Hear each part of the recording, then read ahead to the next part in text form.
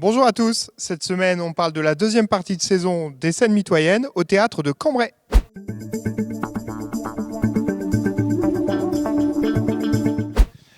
Et on est donc avec Cathy Oriacoupé. Cathy, bonjour. Bonjour Antoine. Et bonne année pour commencer. Merci beaucoup, bonne année à toi aussi. Alors on se retrouve comme chaque année pour cette fois-ci la deuxième partie de saison. Une première partie de saison déjà très riche avec des salles très remplies déjà. Absolument, ça fait plaisir de voir que le public est au rendez-vous. Alors le théâtre ici a une capacité d'environ 700 places. Les spectacles se remplissent très vite. On sait qu'il y a des élections municipales dans quelques semaines. On ne va pas faire de politique, mais si un candidat a envie de construire un nouveau théâtre, tu signes tout de suite. Allons-y. Allons-y. Ouais, une grande salle, ce serait bien. Voilà, c'était un aparté, mais bien sûr, on ne fait pas de politique. Et on commence cette deuxième partie de saison avec un spectacle Les Aventuriers de minuit. Un spectacle initialement programmé le mardi 13. Alors ça, c'est maintenu, mais il y a également une première cerise sur le gâteau, le lundi 12, une séance supplémentaire. Oui, c'est ça, puisqu'en fait, les deux séances du mardi 13 janvier sont complètes. Devant l'affluence et devant la demande, j'ai réussi à mettre une séance supplémentaire le lundi 12 à 14h15. Alors, initialement prévue en priorité pour les scolaires, mais on l'ouvre également en tout public. Donc, si vous avez l'opportunité de vous libérer en journée, eh bien, il reste de bonnes places encore pour cette comédie qui est jouée par une distribution qui est bien connue maintenant du public des scènes mitoyennes, puisqu'on en est au 4e volet de cette troupe menée par Ludovic Laroche qui joue Arthur Conan Doyle. Donc l'histoire c'est celle-ci, Arthur Conan Doyle qui s'ennuie et qui en fait est en train de travailler sur l'assassinat de Sherlock Holmes et il est sommé de trouver une solution pour savoir qui a tué le frère d'une amie commune et il est rejoint par Jules Verne qui a soif d'aventure. Donc on est vraiment dans un Londres de 1893, brumeux, on est aux confins même de l'Écosse à un moment donné. C'est une pièce en costume avec de très très beaux décors. Voilà, c'est très savoureux et c'est aussi très très drôle. Alors on a beau être en hiver, il y aura une deuxième cerise sur le gâteau avec une masterclass le lundi 12. Oui, absolument. La chance de proposer une masterclass à 18h le lundi 12, qui sera menée par Ludovic Laroche lui-même, et puis un autre de ses comparses qui se joindra. Donc durant cette masterclass de 2 heures, théâtre, on n'en a pas encore fait ici, parce qu'on n'avait pas encore exactement l'opportunité avec les bons comédiens. C'est chose faite, donc c'est ouvert. On a une vingtaine de places, donc ça part très vite. Il faut aller se rendre sur le site des scènes mitoyennes pour réserver. Alors, l'un des atouts du théâtre, c'est de pouvoir faire des bonds dans l'histoire. Là, on était au 19e siècle. On arrive le 16 janvier avec la Grèce antique. On retrouve Rodin. On retrouve Rodin, oui, sculpteur bien connu. Julien Lestel, c'est un chorégraphe très, très, très talentueux, français, qui à l'origine est aussi danseur. Là, il se retire pour cette proposition.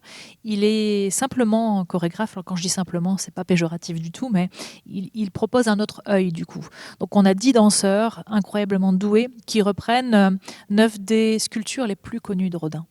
C'est une pièce assez sensuelle, très contemporaine, très épurée. On se repose vraiment sur le travail du corps, du mouvement. Et ça nous permet une approche complètement différente de la sculpture, forcément.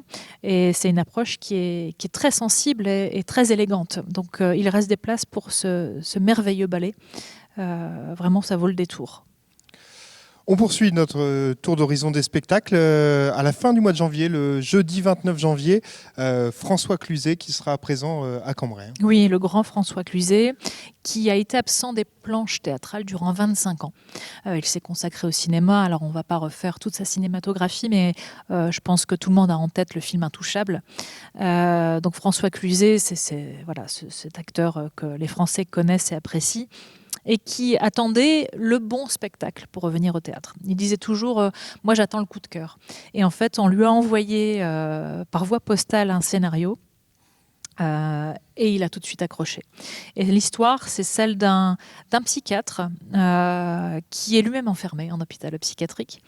Et c'est une pièce assez douce amère. Alors on ne sait pas trop où ça va au début. Alors on sent que le personnage est un peu perdu, qu'il nous emmène dans son histoire qui semble chaotique, qui est parsemé de mensonges aussi, ça on s'en rend compte petit à petit.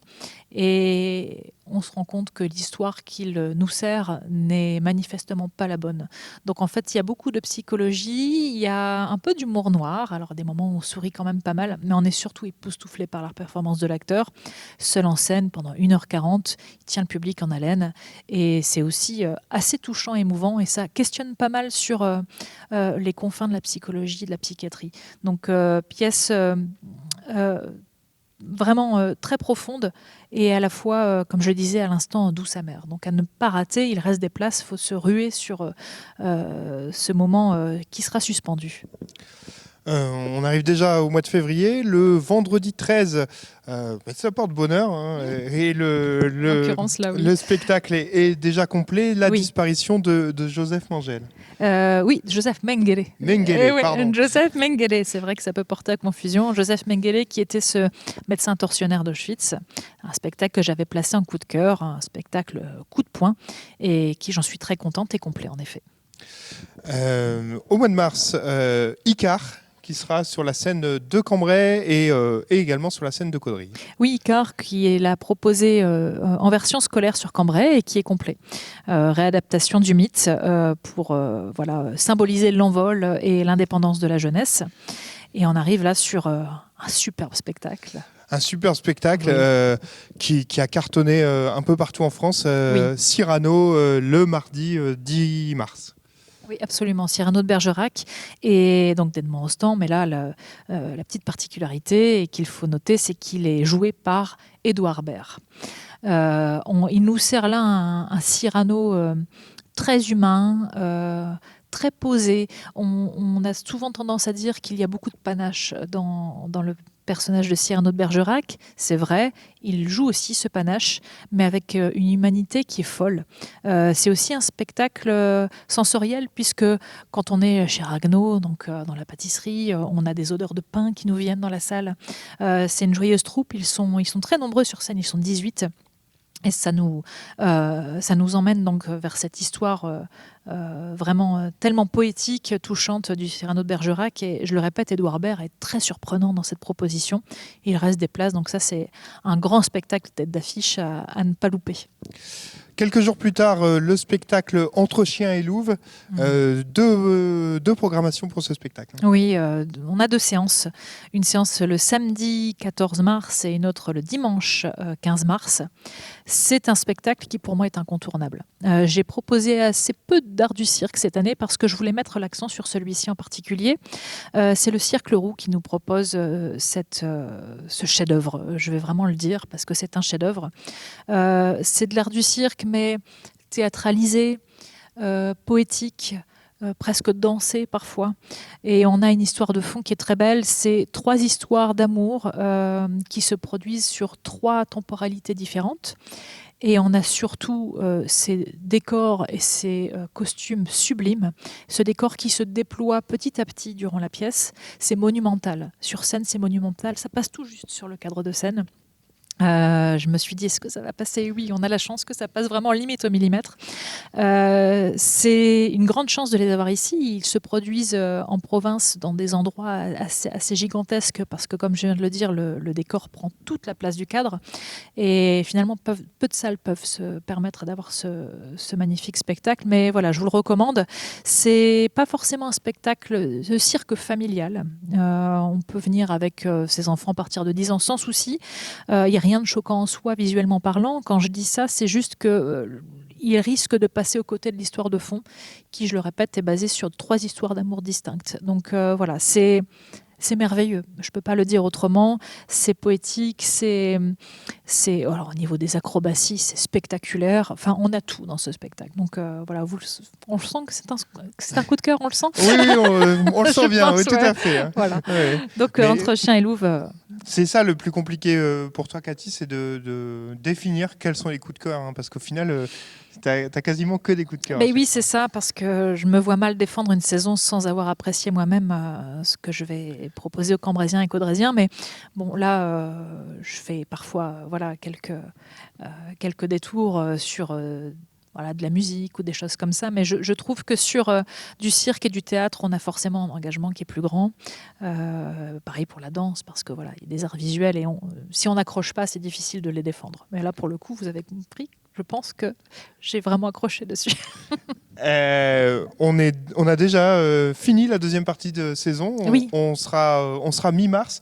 Mais il y a une date importante à noter, le 7 février, l'ouverture de la billetterie pour la troisième partie de saison. Oui, troisième partie de saison, donc 7 février à 9 h, point de vente habituel. Je recommande vivement le site internet parce qu'en guichet, on ne peut plus faire face à l'affluence. Donc c'est beaucoup plus facile d'aller sur internet. D'autant plus qu'on a de grosses têtes d'affiche qui arrivent encore sur cette troisième partie de saison. Je pense notamment à Calogero. Alors il y a 2 dates prévues, donc ce sera pour le mois de septembre. Ça fait quand même partie de la troisième partie, donc réservable à partir du 7 février. On aura Joséphine Baker, le musical qui est superbe. Voilà, je ne vais pas tout énumérer maintenant, mais de grands moments encore en perspective. Donc voilà, être très tôt devant son PC, croiser les doigts pour faire partie des chanceux. Et puis voilà. Et d'ailleurs, je remercie le public pour voilà, sa fidélité et puis sa curiosité. Eh bien, parfait, Cathy. On se retrouvera dans le courant du mois de mars pour faire un point sur ces spectacles à venir. Avec grand plaisir. Merci, Cathy. Merci, Antoine. Voilà, c'est tout pour cette semaine. On se retrouve la semaine prochaine pour un nouveau numéro.